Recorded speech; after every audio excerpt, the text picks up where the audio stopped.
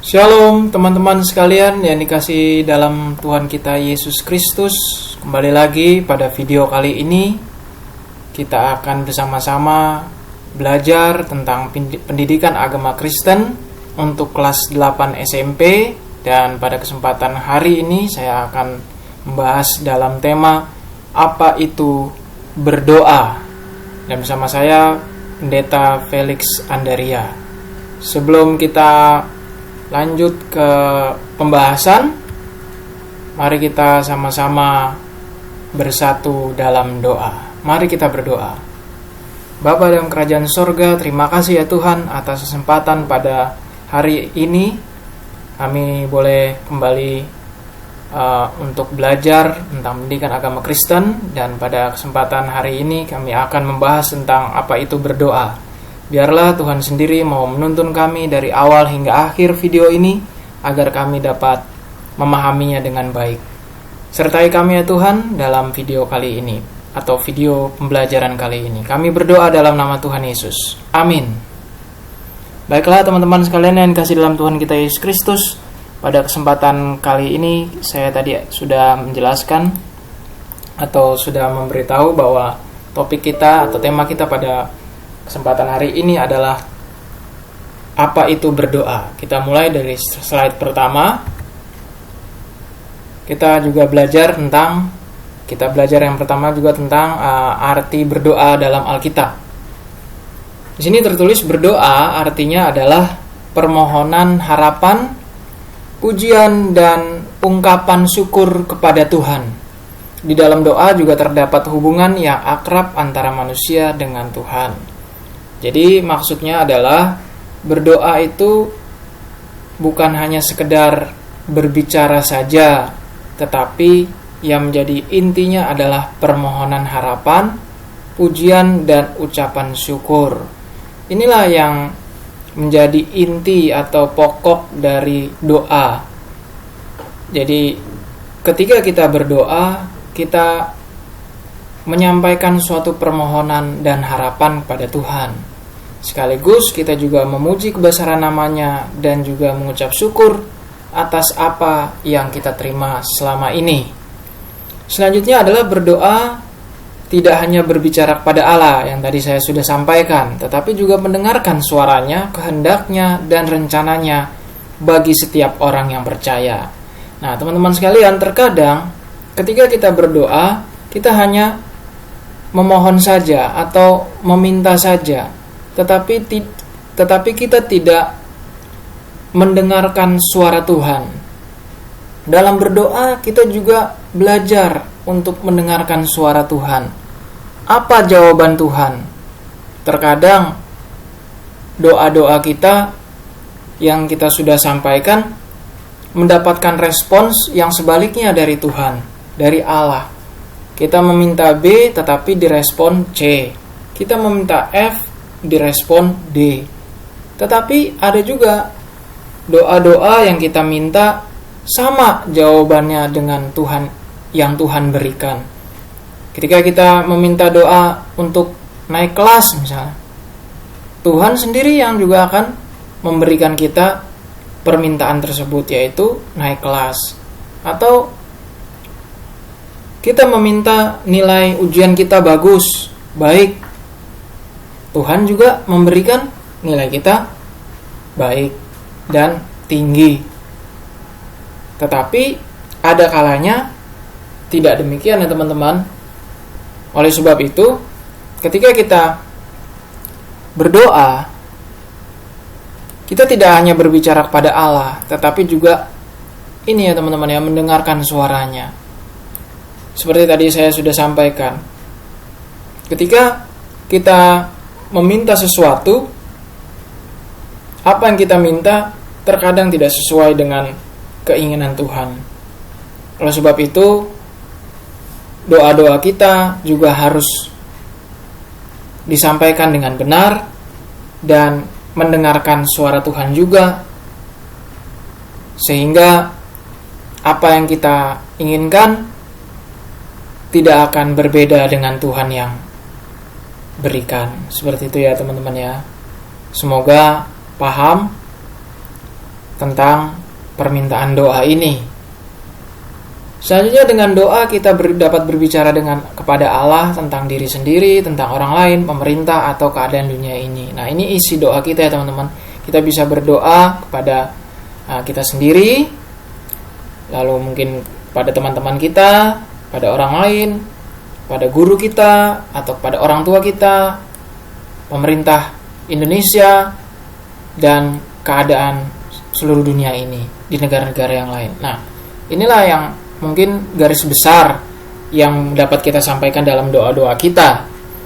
Lalu di dalam doa manusia berkomunikasi dengan roh kepada Allah, memohon, memuji, menyembah, dan mengakui kebesarannya bagi diri manusia.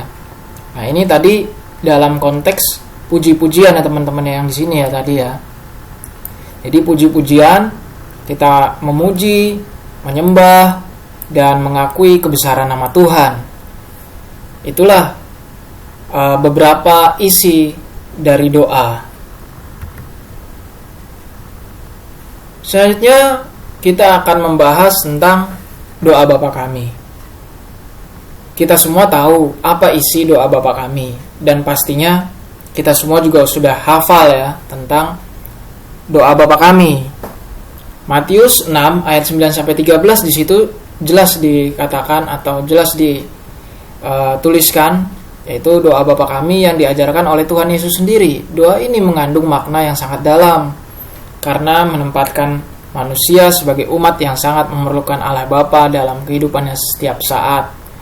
Nah, pada kesempatan yang baik ini juga kita juga akan membahas satu persatu kata-kata atau kalimat-kalimat dalam doa Bapa kami ya teman-teman ya. Yang pertama adalah Bapa kami yang di sorga. Bapa kami yang di sorga ini maksudnya adalah menyapa dalam kasih dan iman sebagai orang yang dekat dalam anugerahnya yang sempurna, orang beriman satu di dalam Bapa. Ini adalah sebuah sapaan, bentuk sapaan kepada Bapa di sorga. Bapa di sorga yang akan nantinya yang akan menyertai kita, yaitu adalah sebuah sapaan. Ini kalimat pertama dari doa Bapa kami. Yaitu yang kemudian selanjutnya adalah dikuduskanlah namamu. Dikuduskanlah namamu ini maksudnya adalah pengagungan terhadap kekudusan Allah yang tidak dapat dihampiri oleh manusia berdosa. Kekudusan Allah mengharuskan manusia berdosa berada dalam Kristus. Dialah yang layak menerima segala kemuliaan, penghormatan, dan pengagungan atas kekudusannya. Dikuduskanlah namamu di sini maksudnya adalah suatu pujian kepada Tuhan ya teman-teman ya. Karena Tuhan itu adalah kudus, dan kita sebagai sebagai manusia berdosa atau penuh dengan kesalahan, tidak bisa menghampirinya karena itu sangat kudus. Nah, inilah yang dimaksudkan sifat Allah atau sifat dari Tuhan itu adalah kudus. Kita sebagai manusia berdosa tidak bisa menghampirinya begitu saja. Lalu selanjutnya adalah datanglah kerajaanmu. Ini juga sama ya teman-teman ya. Karena di sini juga mengandung arti bahwa puji-pujian juga pada Allah atau pada Bapa di sorga, yaitu permohonan agar Allah mengadakan pemerintahan dan kedaulatannya terus-menerus sampai sekarang ini. Allah dapat mengendalikan semuanya sebagaimana pernah dilakukan Allah bagi bangsa Israel. Kehendak Allah dilakukan oleh manusia dalam hidupnya di dunia. Datanglah kerajaanmu di sini bukan berarti Tuhan mendirikan kerajaan secara fisik ya teman-teman ya. Datanglah kerajaanmu itu adalah suatu kehendak Tuhan atau suatu kedaulatan Tuhan secara terus-menerus boleh nyata di dunia ini. Kata kuncinya adalah kedaulatan ya teman-teman ya. Jadi bukan pemerintahan kayak negara atau mungkin kerajaan di dunia, bukan ya teman-teman ya. Jadi datanglah kerajaanmu ini mengartikan bahwa kedaulatan Tuhan, pemerintahan Tuhan boleh tetap nyata dalam setiap orang percaya. Otoritas Tuhan boleh tetap ada dalam setiap kita orang Kristen. Itulah sebabnya maka disebut datanglah kerajaanmu. Datanglah kerajaanmu itu memohon bahwa penyertaan Tuhan, perlindungan Tuhan dan juga kasih sayang Tuhan boleh terus tetap ada di kehidupan kita. Selanjutnya adalah jadilah kehendak-Mu di bumi seperti di sorga. Artinya manusia bersedia melaksanakan perintah Allah setiap saat, mengandung dimensi waktu yaitu sekarang di sini dan yang akan datang kelak. Jadilah kehendak-Mu ini juga bisa menjadi penegasan yang sebelumnya. Yang sebelumnya adalah datanglah kerajaan-Mu. Sekarang adalah jadilah kehendak-Mu, ditegaskan kembali ya teman-teman ya. Jadilah kehendak-Mu di mana? Di bumi seperti di sorga. Jadi Allah berkuasa baik di bumi maupun di sorga.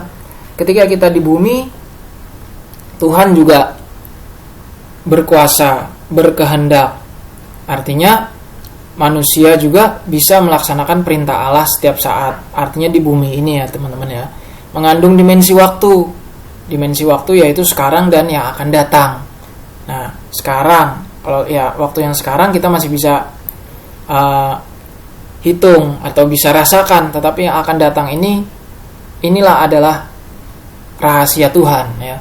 Ini adalah rahasia Tuhan. Yang akan datang kelak itu kapan kita tidak tahu ya teman-teman ya. Jangan juga memaksakan kapan datangnya Tuhan ya.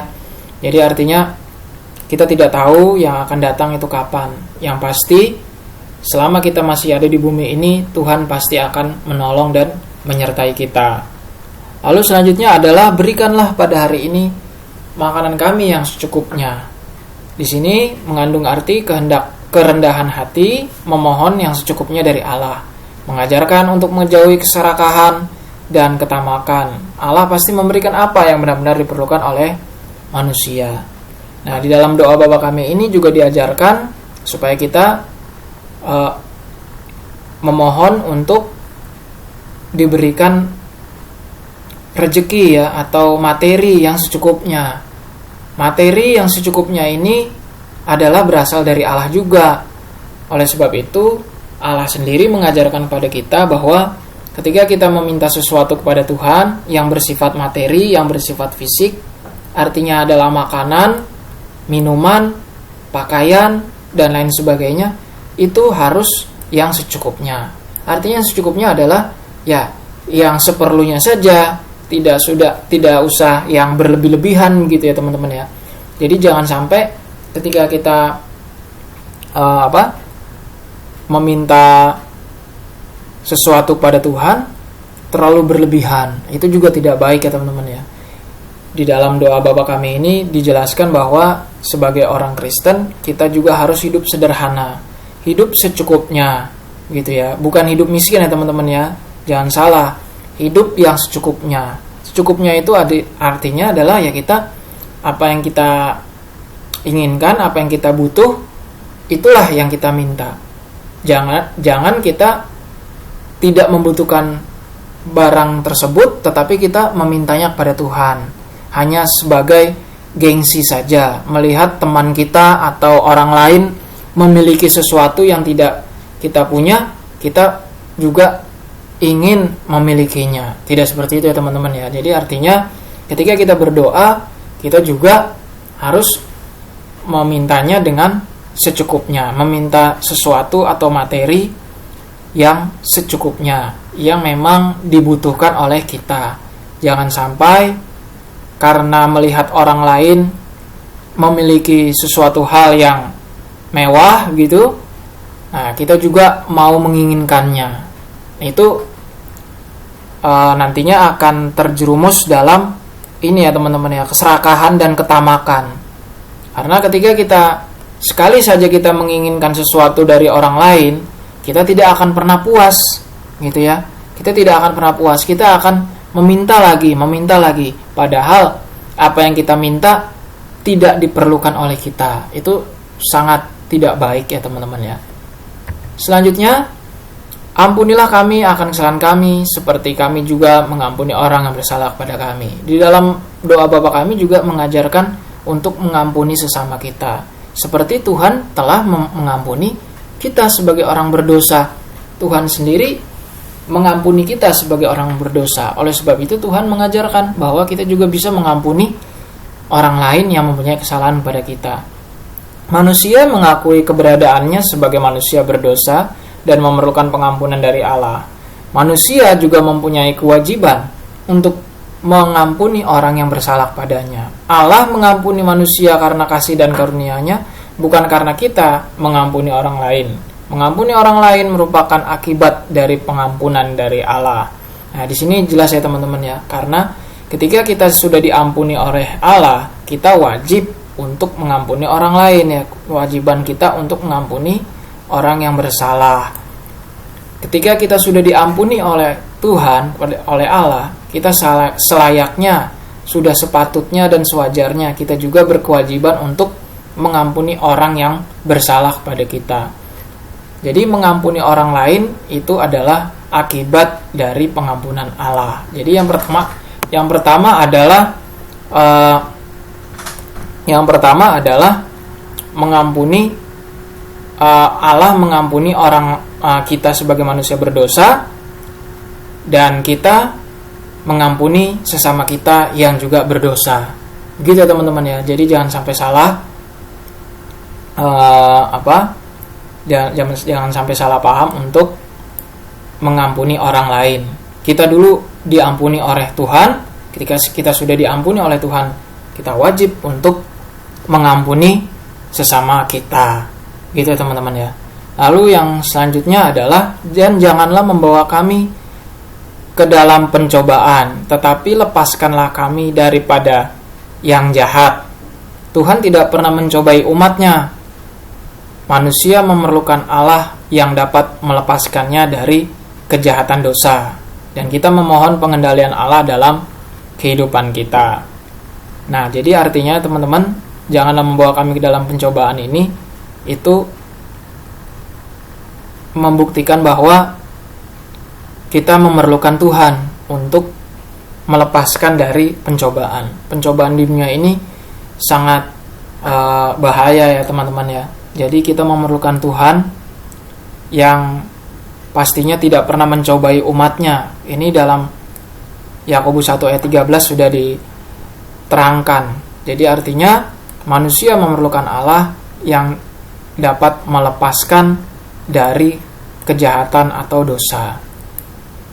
Jadi di dalam poin yang ini ya teman-teman, janganlah membawa kami ke dalam pencobaan, ini mengindikasikan bahwa kita tidak bisa berjalan sendiri di dunia ini. Kita memerlukan Tuhan sebagai penuntun dan pembimbing kita, karena di dunia ini penuh dengan pencobaan. Lepaskanlah kami daripada yang jahat, itu adalah suatu permohonan kita. Banyak orang di luar sana yang masih bergelut atau masih bergumul dengan pencobaan dan dari dosa. Tetapi kita sebagai pengikut Kristus, kita sudah dilepaskan dari dosa.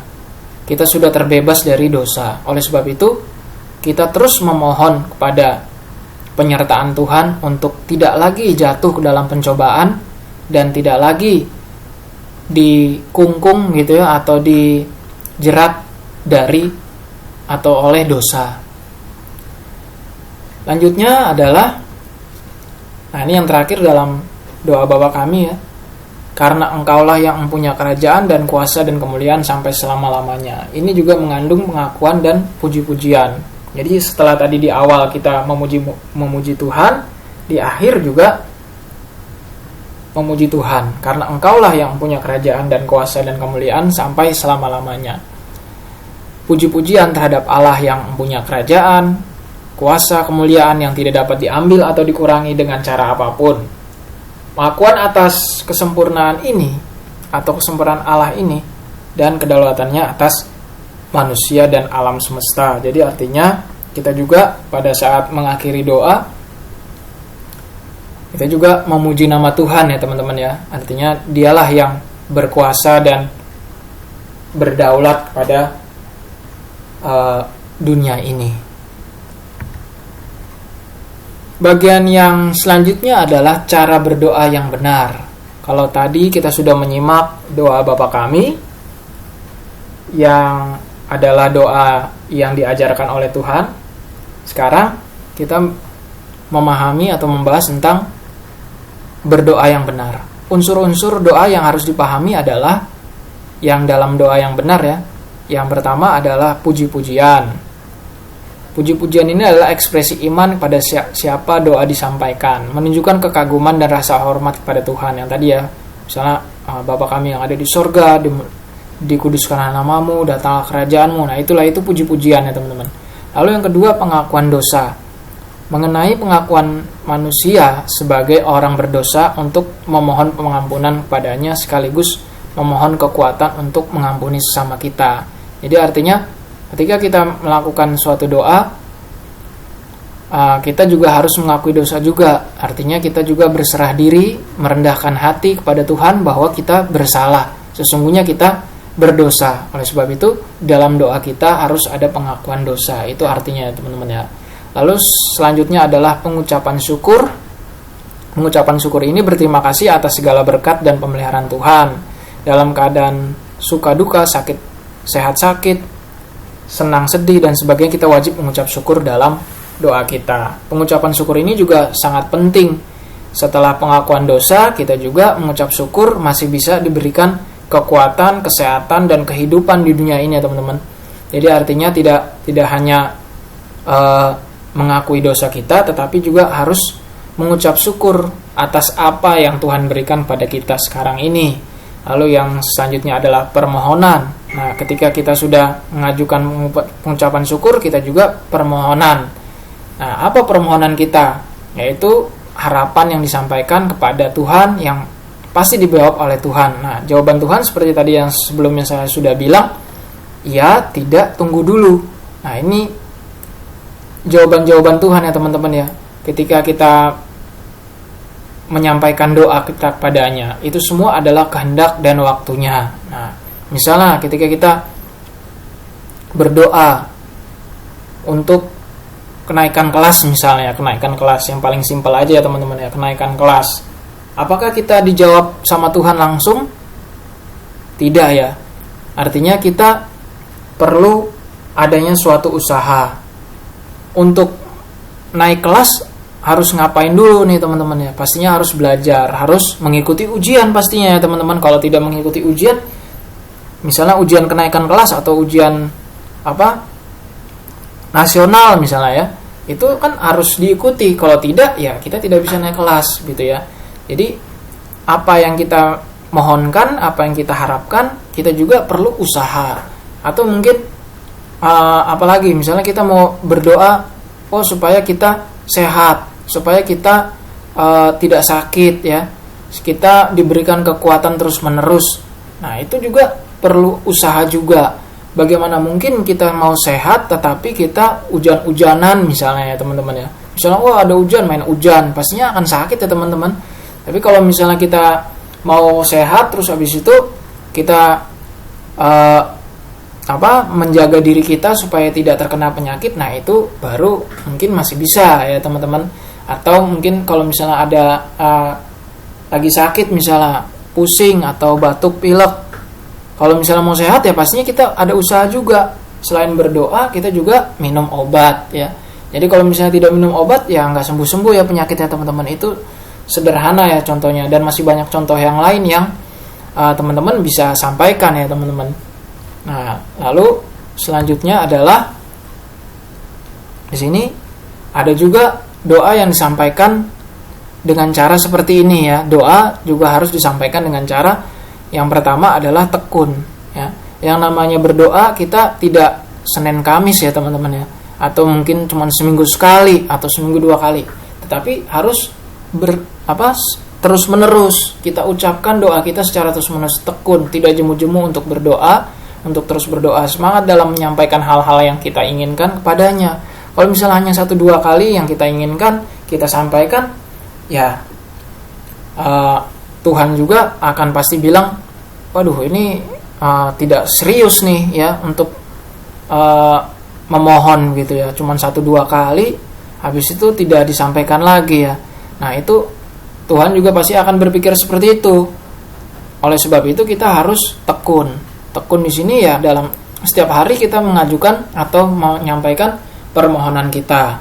Lalu yang kedua, tidak pamer, artinya tidak menunjukkan kehebatan dan keahlian berdoa kita kepada orang lain. Kalau kita misalnya sudah pandai berdoa gitu ya tidak usah pamer ya teman-teman ya.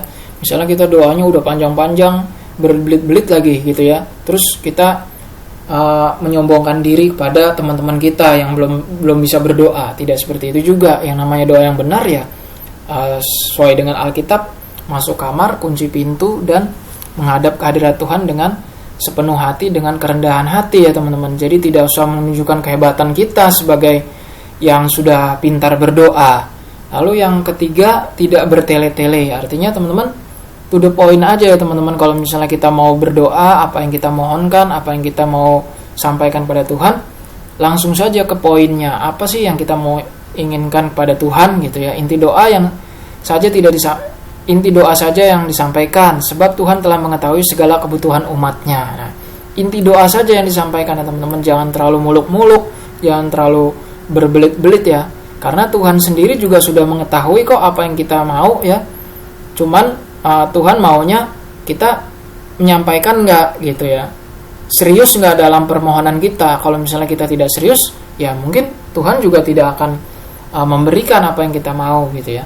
Lalu yang selanjutnya adalah dengan iman ya. Pastinya kita harus yakin ya teman-teman bahwa pergumulan kita atau doa-doa kita akan dijawab pada Tuhan. Dengan keyakinan tinggi kita sampaikan doa-doa kita yang pasti dijawab oleh Tuhan. Nah, seperti tadi ya, dijawab oleh Tuhan.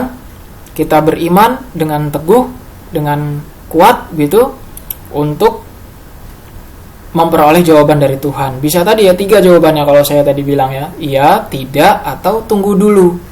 Ya, itu semua jawaban kan teman-teman ya. Jadi artinya kalau misalnya dibilang iya, ya berarti kita mengucap syukur. Tidak juga harus mengucap syukur juga. Ada apa nih kok tidak ya gitu ya, jawabannya tidak. Dan juga yang terakhir adalah tunggu dulu. Artinya kalau tunggu dulu ya teman-teman, kalau misalnya tadi balik ke slide yang tadi ya, tunggu dulu itu maksudnya ya waktunya belum tepat ya. Jadi artinya kalau waktunya belum tepat kan tidak baik ya teman-teman ya. Jadi artinya menurut kita sudah tepat tetapi menurut Tuhan belum. Nah, kita harus menuruti keinginan Tuhan ya teman-teman ya. Jangan juga waktunya terlambat atau mungkin waktunya terlalu sempit, kita tidak bisa, atau apa yang kita mau nggak terkabul gitu ya. Jadi artinya waktu Tuhan itu tidak akan pernah terlambat kok teman-teman ya. Tenang saja. Yang namanya waktu Tuhan itu pasti pas gitu ya. Apa yang kita butuh pasti akan diberikan oleh Tuhan pada kita. Jangan khawatir juga ya teman-teman ya dengan doa-doa kita. Seolah-olah kok Tuhan tidak mendengarkan doa saya, terus Tuhan juga tidak menjawab doa saya. Jangan seperti itu ya teman-teman ya. Karena kalau dengan seperti itu berarti iman kita tidak kuat, tidak tangguh, tidak teguh ya. Jadi artinya yang namanya berdoa, semuanya kita serahkan kepada Tuhan. Yang penting kita beriman dengan teguh dalam menyampaikan permohonan-permohonan kita. Baru yang terakhir adalah rendah hati. Merendahkan hati di hadapannya sebab kita manusia berdosa dan tidak layak di hadapannya. Dengan kata lain adalah seperti tadi ya, tidak pamer itu ya. Jadi kita rendah hati di sini maksudnya ketika kita memohonkan apapun yang kita inginkan kepada Tuhan, kita juga jangan membanding-bandingkan dengan orang lain atau membangga-banggakan kita ketika kita berdoa. Oh Tuhan, saya mau ini dong, karena saya kan sudah ranking 1 gitu ya, sudah juara kelas, masa saya nggak dapat motor misalnya begitu ya teman-teman ya, tidak dapat motor untuk ke sekolah. Ya saya mau motor dong Tuhan, kan saya udah juara kelas nih. Nah itu tidak seperti itu ya teman-teman ya. Namanya rendah hati itu adalah memberikan kehendak pada Tuhan. Jadi artinya terserah Tuhan. Tuhan mau berikan atau tidak itu otoritasnya, itu kehendaknya. Jangan memaksa ya. Ketika kita berdoa terkadang kan kita memaksa Tuhan. Nah itu tidak demikian teman-teman ya. Itu namanya bukan rendah hati. Kalau yang namanya rendah hati, kita menyerahkan sepenuhnya pada Tuhan, pasrah pada Tuhan. Serahkanlah kekhawatiranmu pada Tuhan ya. Ketika kita berdoa, apa yang kita minta pastinya akan dikabulkan kok. Walaupun dalam waktu yang mungkin ya menurut kita lama. Tetapi jangan putus asa dan jangan juga kecewa. Yang namanya doa itu kan harus dituntut tekun tadi. Yang pertama itu ya tekun. Jadi kalau misalnya kita kurang tekun ya kita juga tidak akan dikabulkan doanya ya teman-teman. Teman-teman sekalian yang kasih dalam Tuhan kita Yesus Kristus, di sini juga ada suatu bagian lagi, yaitu Roh Kudus membantu untuk berdoa. Yakinlah bahwa pimpinan Roh Kudus beserta dengan kita dalam menyampaikan doa-doa kepada Tuhan. Dan doa yang benar adalah yang lahir dari iman dan pengertian akan kebaikan Tuhan. Berseru pada Tuhan dapat terjadi bila kita mengenalnya terlebih dahulu. Roh Kudus akan terus menolong dan membimbing kita dalam menaikkan doa-doa kita kepadanya. Jadi teman-teman jangan juga minder gitu ya ketika kita berdoa. Waduh, saya tidak pandai untuk berdoa, tidak pintar untuk berdoa. Tetapi tenang saja teman-teman, Roh Kudus akan membantu kita, menolong kita untuk menyampaikan keluhan-keluhan dan permintaan-permintaan kita kepada Tuhan. Di sini Roh Kudus sangat berperan untuk membantu kita berdoa. Teman-teman sekalian yang dikasih dalam Tuhan kita Yesus Kristus, tiba saatnya kita sudah di akhir dari materi ini dan kita masuk dalam kesimpulan. Ada beberapa kesimpulan yang akan saya sampaikan. Yang pertama adalah berdoa merupakan komunikasi dengan Allah yang setiap saat harus kita lakukan. Di sini kurang N ya teman-teman ya, dengan Allah ya. Maksudnya komunikasi dengan Allah. Jadi ya kita harus membangun komunikasi setiap saat dengan Allah. Setiap saat ya teman-teman ya. Jangan cuma sehari, hanya seminggu sekali atau mungkin 2 hari sekali ya teman-teman. Tidak ya. Jadi setiap saat, setiap waktu kita harus membangun komunikasi dengan Tuhan. Kita juga harus berdoa setiap saat. Lalu yang kedua, dengan iman yang teguh kita menaikkan doa-doa kita kepadanya. Tadi ya teman-teman ya, dengan iman ya. Kalau kita tanpa iman, pastinya nanti kita akan kecewa. Tetapi dengan iman kita naikkan doa-doa kita, pasti kita akan disenangkan oleh Tuhan. Tuhan pasti akan menjawab segala pergumulan kita. Yang pasti iman kita teguh. Jangan sampai kendor, jangan sampai lemah gitu ya. Menunggu waktu Tuhan yang lama. Terus iman kita kendor, iman kita tidak kuat lagi. Lalu yang paling bahayanya kita menduakan Tuhan ya. Artinya ketika kita berdoa kepada Yesus, kita juga berdoa kepada yang lain. Nggak tahu kepada siapa itu ya teman-teman. Itu namanya mendoakan Tuhan. Itu lebih parah lagi teman-teman ya. Kalau misalnya seperti itu, udah iman kita bobrok, kita berdoa kepada yang lain, bukan hanya kepada Yesus Kristus ya, tetapi kepada yang lain. Nah itu mudah-mudahan jangan sampai seperti itu. Yang ketiga, sangat penting diterapkan cara-cara berdoa yang benar sesuai ajaran Tuhan Yesus tadi ya. Kita harus tekun dengan iman yang teguh, dengan rendah hati dan lain sebagainya. Dan yang kesimpulan terakhir adalah Roh Kudus sudah akan menolong kita dalam upaya berkomunikasi dengannya. Jadi artinya yang seperti tadi sebelum slide ini, ada Roh Kudus yang menuntun kita. Walaupun kita tidak bisa berdoa, tetapi Tuhan melalui Roh Kudusnya akan menolong kita, membimbing kita, menuntun kita dalam perkataan, dalam doa-doa kita. Tenang saja teman-teman ya. Artinya kalau misalnya kita tidak bisa berdoa, ya walaupun kata-katanya kebalik-balik begitu ya, tidak usah takut, tidak usah minder untuk berdoa. Yang penting kita sampaikan saja permohonan kita, permintaan kita pada Tuhan. Teman-teman sekalian yang kasih dalam Tuhan kita Yesus Kristus, demikianlah video kita pada kesempatan hari ini tentang apa itu berdoa. Semoga dapat bermanfaat dan juga dapat boleh berguna bagi kita semua. Sebelum kita mengakhiri video ini, mari kita satu dalam doa. Kita berdoa. Kami mengucap syukur ya Tuhan atas penyertaan-Mu kepada kami dalam mempelajari video ini dengan tema apa itu berdoa. Biarlah ketika kami mempelajarinya tadi, kami juga dapat boleh mengerti, serta dapat juga mengaplikasikannya dalam kehidupan kami sehari-hari. Inilah doa permohonan kami Tuhan. Kami berdoa dalam nama Yesus Kristus. Amin. Baiklah teman-teman sekalian yang kasih dalam Tuhan kita Yesus Kristus, sampai di sini dulu video kita kali ini tentang apa itu berdoa dalam mata pelajaran Pendidikan Agama Kristen untuk kelas 8. Terima kasih atas atensinya dan juga kesediaannya untuk menonton video ini, dan tunggu untuk video yang lainnya atau video selanjutnya di kesempatan berikutnya. Saya Pendeta Felix Andaria mengakhiri video ini. Terima kasih. Shalom.